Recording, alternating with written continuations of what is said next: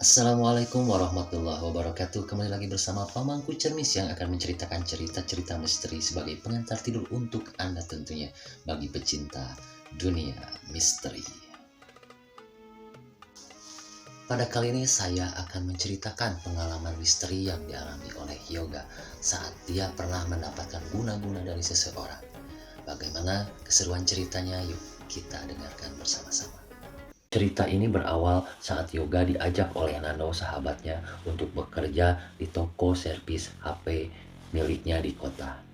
Tak lama Yoga pun bekerja di toko servis HP milik Nando. Namun sebelumnya selama 3 bulan Nando mengajarkan Yoga untuk bagaimana caranya memperbaiki HP-HP yang rusak. Dengan kerajinan dan keuletan yang dimiliki oleh Yoga, tak lama Yoga pun menjadi mahir dan ahli dalam cara memperbaiki HP-HP yang rusak. Dengan berjalannya waktu, selama 6 bulan, toko Nando pun maju pesat. Semua para pelanggannya merasa sangat puas dengan pelayanan yang diberikan oleh Yoga. Yoga yang sangat ramah dan selalu memberikan pelayanan yang terbaiknya, yaitu memperbaiki HP-HP yang rusak para pelanggannya tepat waktu. Hingga Nando pun senang dengan kinerja Yoga. Pada akhirnya, Nando memutuskan untuk mengangkat Yoga mengelola toko cabang di tempat yang lain. Di toko cabang, kini Yoga bekerja. Dia bertanggung jawab untuk mengelola dan memajukan toko cabang tersebut. Dia memiliki bawahan Dedi namanya, seorang pekerja yang sudah bekerja sebelum hadirnya Yoga. Tak membutuhkan waktu lama, dengan pengelolaan yang baik dilakukan oleh Yoga, toko cabang tersebut pun mengalami kemajuan yang sangat pesat. Hingga Nando pun meraup keuntungan yang sangat besar per bulannya dari toko cabang tersebut. Dalam mengelola toko cabang itu, Yoga memperlakukan Dedi dengan sangat baik. Yoga menaikkan gaji Dedi dan menambah beberapa orang pegawai untuk lebih memajukan toko cabang yang dipimpinnya itu. Hingga suatu hari, Nando, istrinya, dan beberapa orang pegawainya memberikan kejutan kepada Yoga di hari ulang tahunnya. Mereka semua memberikan kado selamat ulang tahun.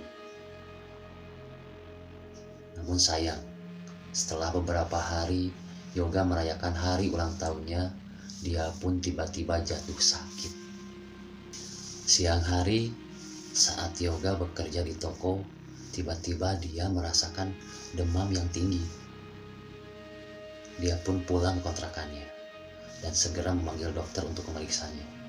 Setelah diperiksa, dokter hanya mengatakan bahwa Yoga kelelahan dan harus banyak istirahat.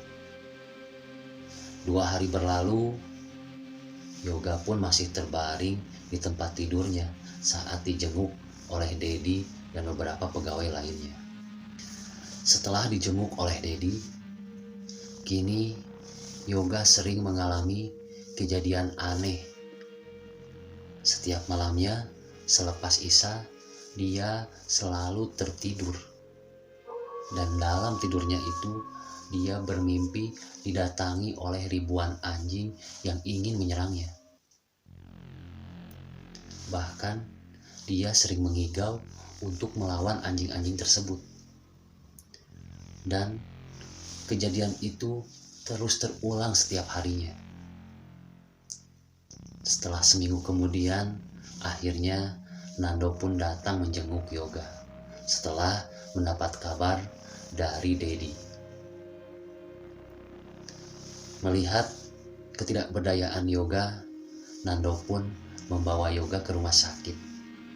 Dan saat di rumah sakit, diperiksa oleh dokter, anehnya bahwa Yoga tidak kenapa-napa. Secara medis, Yoga sehat. Dan akhirnya Nando pun kembali membawa Yoga ke kontrakannya. Mengingat Yoga tidak ada yang mengurus, akhirnya Nando pun menelpon keluarganya Yoga di kampung. Dan esoknya orang tuanya Yoga pun datang menjenguk Yoga di kontrakannya di kota. Tak butuh waktu lama, sebulan berlalu, kondisi Yoga semakin memprihatinkan. Kini tubuh Yoga drastis menurun. Bahkan hanya terlihat tulang dibungkus sama kulit. Hanya saja perutnya yang membuncit. Yoga pun sering dibawa oleh Nando ke rumah sakit. Hanya saja dokter mengatakan bahwa Yoga tidak punya penyakit secara medis. Akhirnya Nando pun membawa kembali Yoga ke kontrakannya. Biaya hidup Yoga bersama orang tuanya ditanggung oleh Nando. Setiap harinya Nando membawakan makanan yang dibuatkan oleh istrinya untuk Yoga dan orang tuanya. Melihat ketidakberdayaan Yoga dan ketika dicek di rumah sakit bahwa Yoga tidak punya penyakit secara medis, akhirnya Nando pun memutuskan untuk menelpon sahabatnya yang ada di luar kota. Sahabatnya itu adalah seorang ustadz sekaligus guru spiritualnya.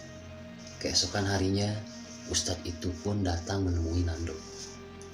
Nando pun segera membawa ustadz itu ke kontrakan di mana Yoga tinggal.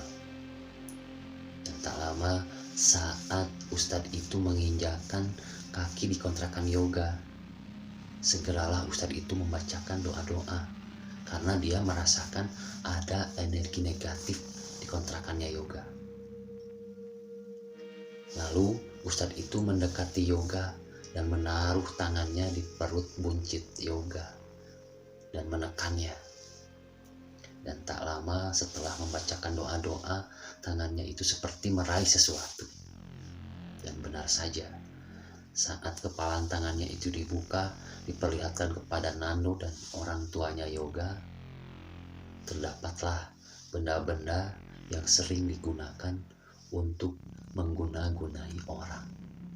Benda itu adalah paku yang sudah berkarat, beling, silet, dan juga bulu anjing. Segeralah ustadz itu membungkusnya dengan kain putih dan dia simpan di saku bajunya.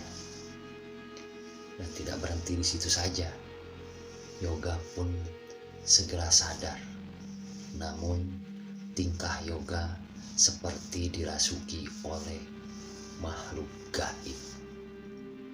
Dia pun menjerit-jerit berteriak, walaupun badannya yang kurus, tapi tenaganya sangat besar.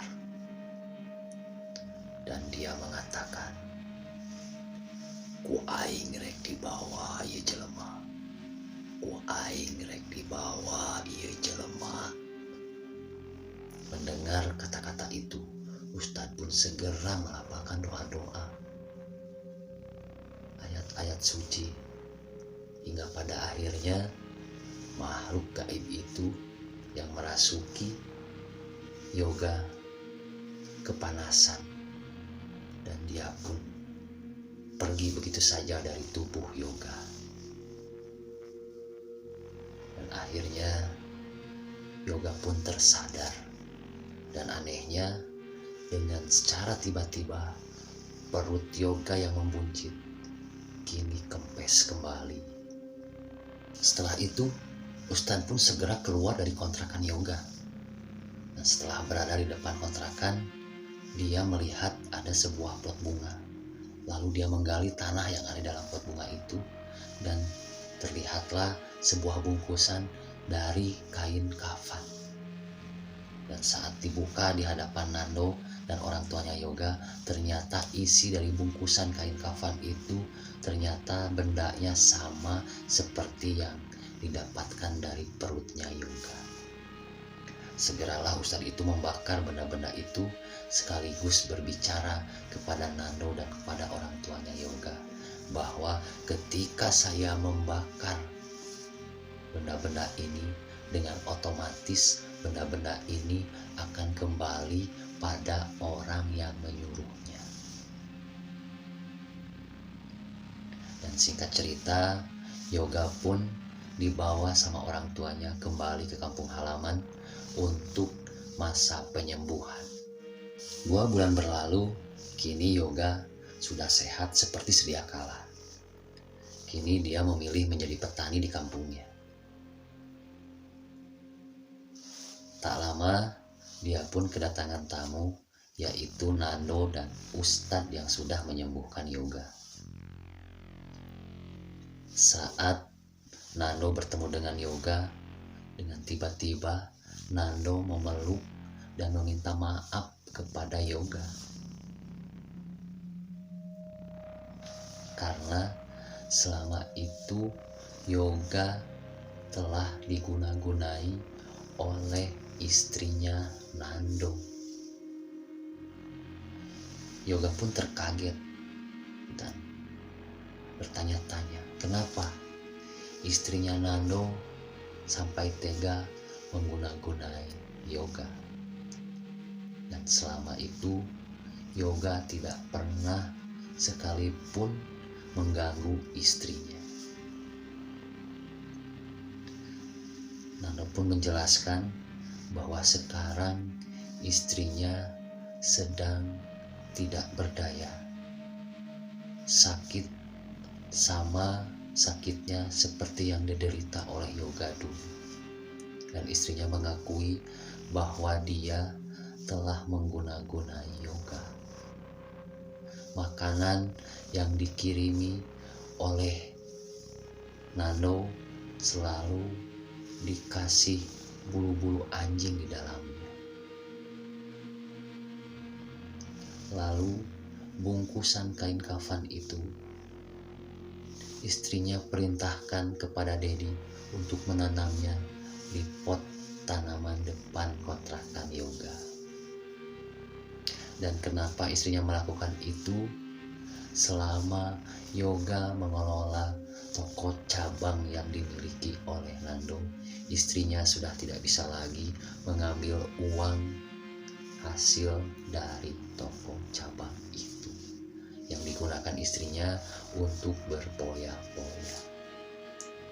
Hingga akhirnya istrinya memutuskan untuk melenyapkan Yoga dari toko cabang itu. Akhirnya dengan kerelaan hati, keikhlasan hati, Yoga pun memaafkan istrinya Nando. Dan tak lama setelah Yoga mengucapkan kata maaf dari hatinya untuk istrinya Nando, Nando dapat kabar lewat telepon dari keluarganya di kota bahwa istrinya telah tiada.